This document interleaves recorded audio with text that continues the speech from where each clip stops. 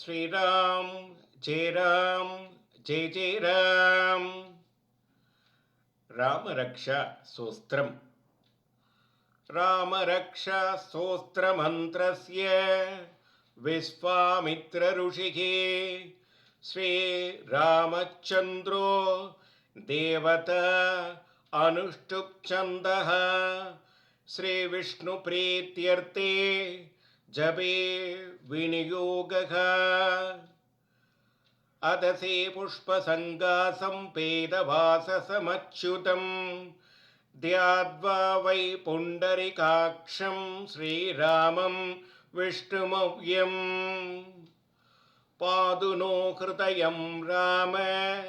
श्रीखण्डखण्डमेव च नापें पादु मखत्रात कडिं मे विश्वरक्षः करौ दासरथि पादु पादौ मे विश्वरूपदृक् सक्षसि पादु मे तवः सीतापदे रनुत्तमः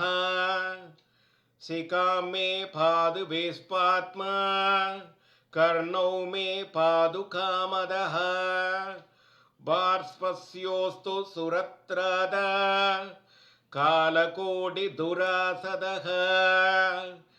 अनन्तः सर्वथा पादु शरीरं विश्वनायकः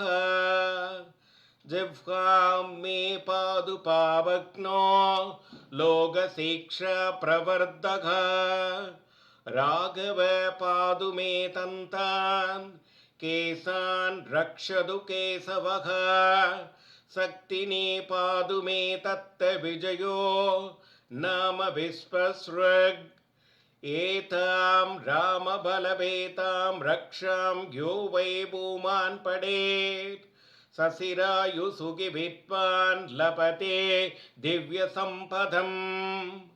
रक्षां करोति भूतेभ्यः सदा रक्षतु वैष्णवे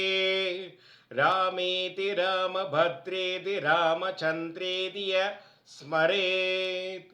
विमुक्तसनरभावान् मुक्तिं प्राप्नोति शाश्वतीं वसिष्ठेन इदं प्रोक्तं कुरवे विष्णुरूपिणे ततो मे ब्रह्मण प्राप्तं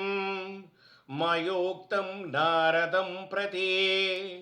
नारदेन तु भूलोके प्रापितं सुजनेष्विह